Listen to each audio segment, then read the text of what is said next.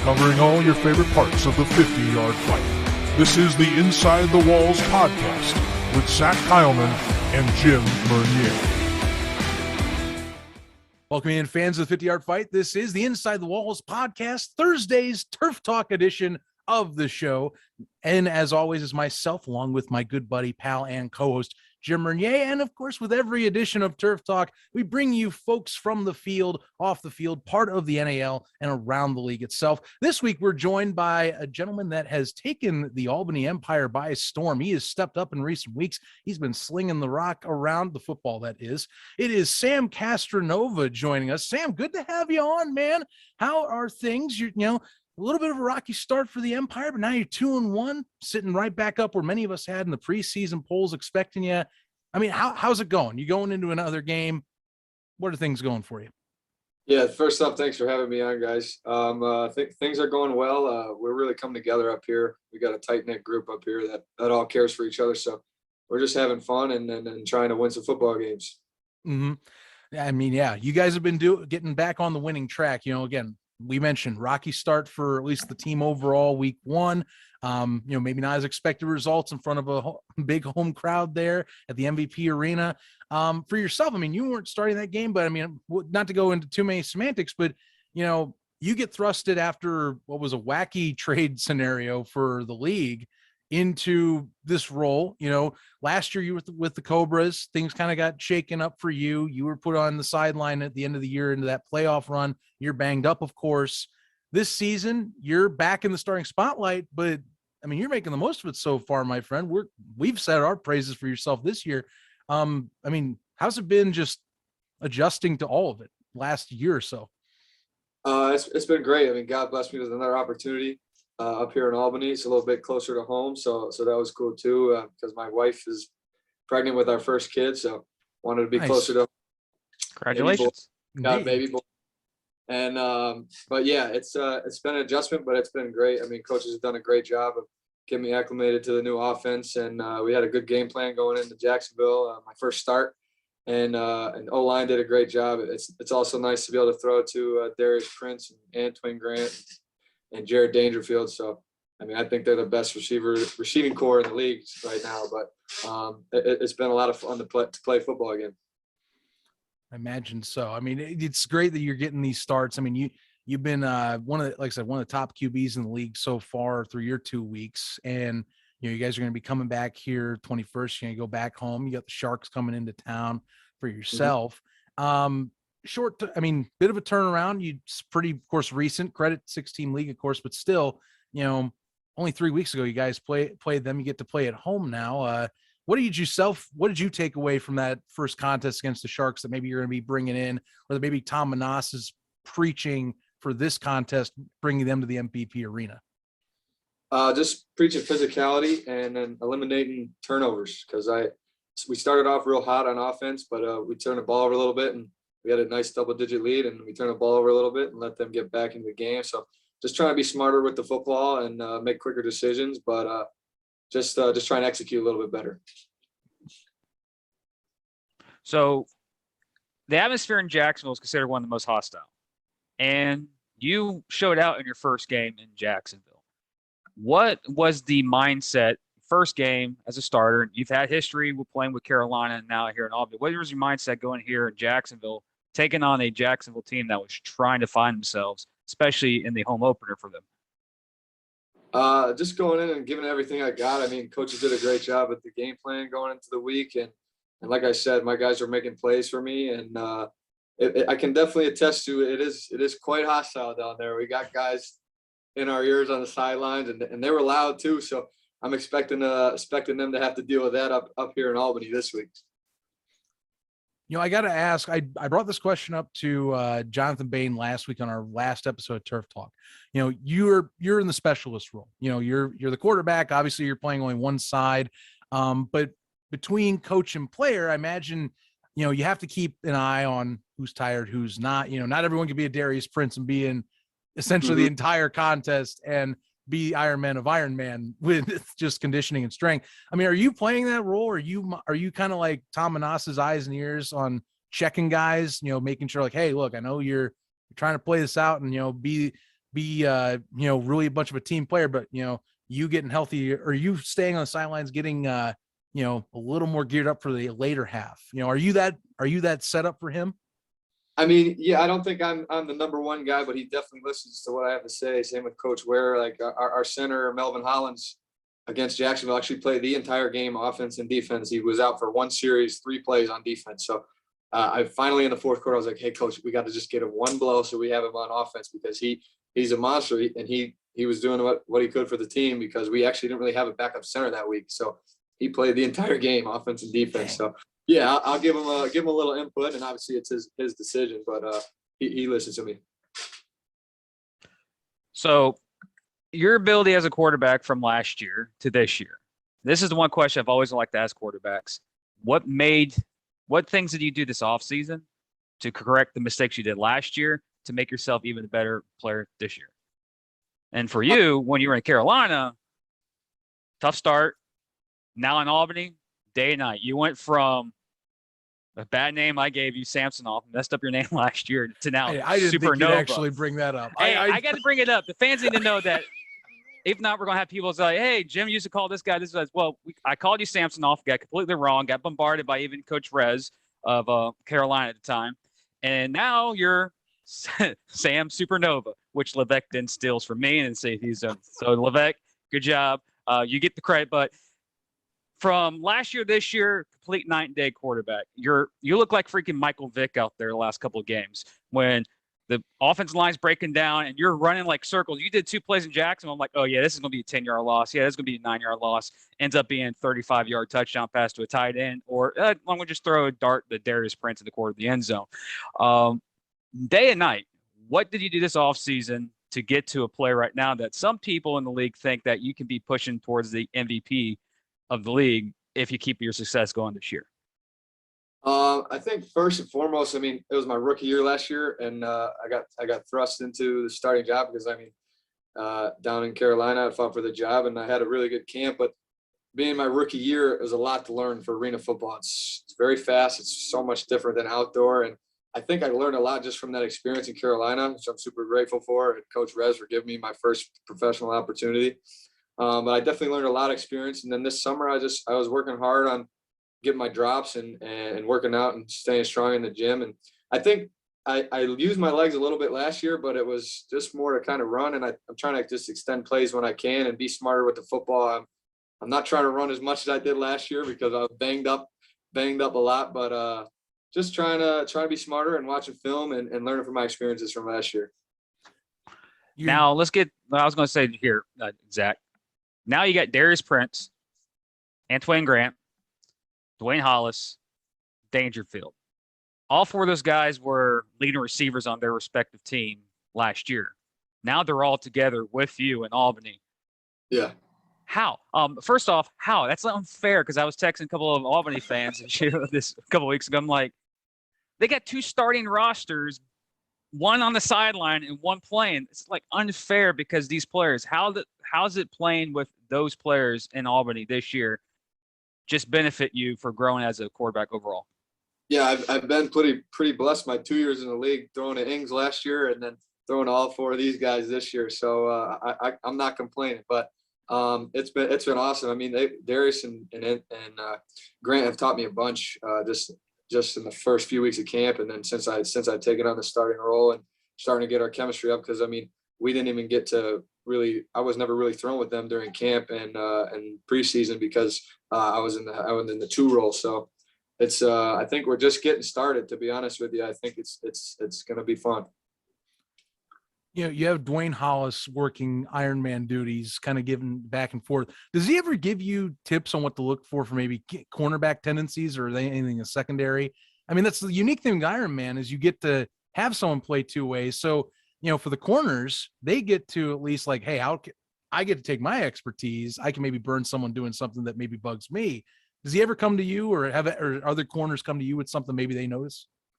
Yeah, Hollis is nice to have him out there. Of course, he tells me the wall is always open, which he's not wrong on that one. But yeah, it's nice to have him because he's doing a great job going both ways. He got a little banged up last week in Orlando, but we're hoping to have him back this week and rested up. But Yeah, he's definitely taught me a few things too. And he's like another coach on the field out there.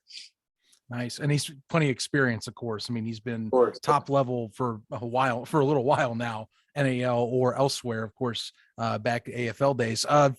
For you, you said something earlier. You talked, it was last year was your rookie year for Arena. So right out of the gate, if you're a quarterback, you're coming into this whole scene, you know, the NAL's your stop, you get signed on, you're going, okay, I'm used to outdoor. This is 50 yards, the field's a little squished. I got to account for the wall for my receivers now. 3-man lines. What's the first thing if I'm a QB, like I'm talking to you, I'm like, hey, Sam, I'm your backup this year. What the heck do I need to learn? What's the first thing you tell me? Number one, it is fast.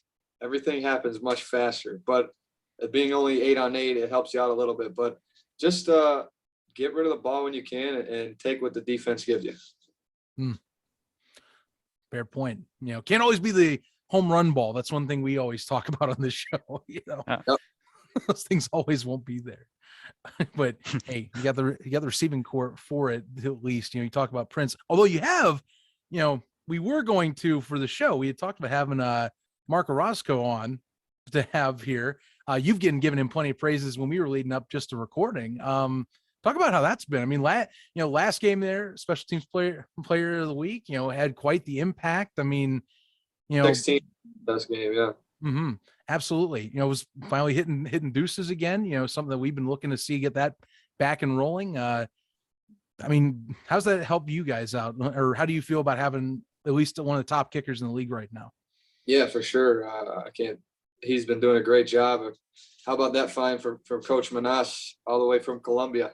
So yeah, no kidding. Yeah, Mark's actually one of my good buddies on the team. Usually kickers are a little bit of a different breed, but he's a pretty normal guy. So we've become pretty good friends, and he did a great job last week. He's been doing a great job all the time. It's tough with the Ironman, switching out long snappers and not having too many specialists on the field. So it's been a ride, but we're getting used to it. Is there any praise for the big men who block for you there in Albany? Right when I got player of the week, that was the first people I shouted out because I'm sorry. I got to imagine now with him asking, it's like, nah, like just trash your line on here. I'm like, well, that'd be a great like conversation. Like we're mid game this week, and I'm just gonna leave this on here because we like mid game this week. You take the opportunity. We're like, 8 sacks. Oh man, Sam really is paying for this interview. That happens means Jacksonville is winning. That's happening. They were getting after Southwick last week. Yeah, they were. Yeah. But no, go ahead. I mean, your line's been doing some pretty damn good job, we've been saying. So yeah, the whole line's been great. I mean, I couldn't do what I'm doing without them. And it's been tough. Like I said, with Iron Man, we got Cisse, who's never played offense in his life. He's doing a great job. And Goodlow and Silu, who's been playing for a little while. He's been doing good. And Isaiah Hardy, he's a monster, as you know, Jim. Sorry about that, but we had to bring him up here. But yeah, I love those big boys. I'm taking them out to dinner tomorrow, so can't do it without them. Right, you guys were out to one of the sponsors of the team for dinner this week or earlier this week or over the weekend, right? Like, yeah, it was actually yesterday night. Forget what the name. See something. Grills. It was delicious. It was delicious. Oh, good. I mean, I saw the photos on that. Prince was getting into some sort of something in there. Prince can eat now. Prince can eat. He packed it away, huh? One thing about football players, we can pack it on. Problem is when we stop playing, do we want to keep it on or work it off? But I'm worried about. I kept it on. They already say I have a bad bod, so it might be dangerous once I stop playing. Who knows? Sam, so I mean, this obviously second year in the league now. You're in a different, complete market. What's something you've noticed just in the Albany area? You know, the Empire. You know, the history with them. You know, we'll say it. They started in the AFL. You know, they're one of the newer NAL teams and still trying to reestablish getting that fan base back. And saying, you know, we've talked with Levesque and Gaz on this, that we want to get them back out there, that we are there. Have you talked to any fans? What have they talked to you about the team, like being here and now with the NAL? Yeah, I mean, we had a meet and greet before the season even started, and there was a ton of fans out there. The fans are great. The first turnout for the first game was amazing. I mean, we didn't deliver the W for them, but there was a great turnout. They were loud. I mean, I think it was tough last year in Carolina with COVID and everything to get people to come on back out to games, but up here it's been great. Fantastic. That's good to hear because last year New York was just crushed with the sanctions for mask mandates, and we were told that they're going to be full capacity for the NAL championship game. And when it happened, it's like not even 2,000 people in there because the state decides, oh, put the mask mandate back on. Yeah. Now I have to keep my comments to myself about those mandates, but Fair enough. Fair enough. I also instruct my co-host to also hold the comments this time. I will deny it. Chop block right there on. Actually, that's illegal. So no, just full stop block. But no, it's got to be. I mean, for you, It's illegal if be, you get caught, my friend. That's what I'm just going to say. Oh, geez. It's got to be great for you though, Sam. Like, I mean, you said it. That first week one crowd for Albany looked really good. Like, we were happy to see fans come back out after having the will they, won't they of the different mandates for the arena last season. So, I mean, you gotta love it. You know, a full arena crowd. I have gotten to experience it one time. Still need to go to a Sharks game, but you know, it gets rowdy. They get after it down there a little bit. Yeah. Thank you, Sam. Appreciate that.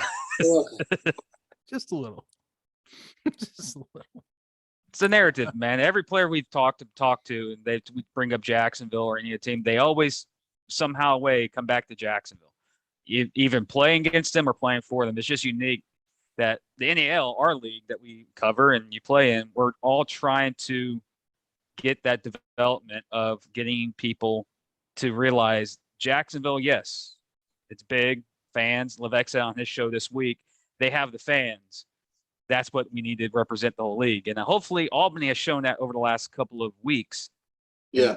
Last year that they're getting heading towards where you're going to see the same atmosphere in Albany. Now, if it's the same atmosphere from the Arena Bowl days and their AFL days, I can't wait to go up there and visit up there and enjoy that atmosphere because when back then was great. And I know this is supposed to be an Albany special. Sorry, Albany fans. But I'm just taking a comment that came from your president earlier this week on his show that Jacksonville has the fans. He's basically calling you, the fans out in Albany, out to pack the MVP arena. Just saying, just relating to what he says on Gaz and Levesque show. Just saying. We'll have a good turnout this week, I think, and then hopefully it'll just keep on growing. Mm-hmm. But speaking this week, what's the preparation? Playing the Sharks again, second of the final two meetings. You guys, 1 point was the difference between the two teams just a couple weeks ago. Now it's in your building. Is it the same mindset? Do you know how to play Jacksonville? You know how to play Malik? And you know how to play the receivers? In your case, the defense. What's the game plan you think? I know you can't tell us, but preparing for Jacksonville this coming week. Yeah, I mean, obviously we picked up some tendencies, being able to watch some film on them the first 3 games, and obviously a game against us. So we've been able to pick up on some things that they do and some tendencies. But I mean, the game plan is always the same as coach tells us all the time. The only people that can beat us is ourselves. So as long as we go out there and execute, then we should have a pretty good game. Nice.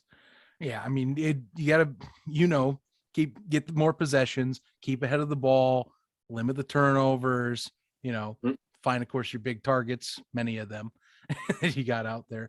Actually, one of them I got to ask, what's the status with Antoine Grant? I know he's, I understand he's dealing with a little bit of an injury issue as of late. Is he going to be, if he's going to be back out there for you? I'm not too sure. He's been rehabbing and working hard, but I can't say for certain about Saturday. Fair enough. Just got to make sure. Can't confirm or deny. That's the question. Hey, we just want to see your specialist back out there, man. Absolutely. Hey, you don't think I do? Oh, I bet you do. Sam, thanks for joining us on this edition here at Turf Talk. Appreciate it, man. Good luck with the rest of the season. Keep on going upward there. You got a great squad to work behind, and you got a great fan base to work behind too. So we wish you the best. Yes, sir. Thanks for having me, guys. God bless. No problem. That's going to do it for this edition of Turf Talk, ladies and gentlemen. Remember, be sure to tune in every Thursday on your favorite podcast platforms or on our YouTube page at Inside the Walls there. Social media at In Walls Pod, by the way, if you want to check us out on all your favorite platforms as well. Every week, new guests, new discussions, all players, coaches, or exec and personnel from the National Arena League. For Sam Castronova, for Jim Mernier, I'm Zach Cowan saying so long. Catch you next week for our next edition. Stay tuned.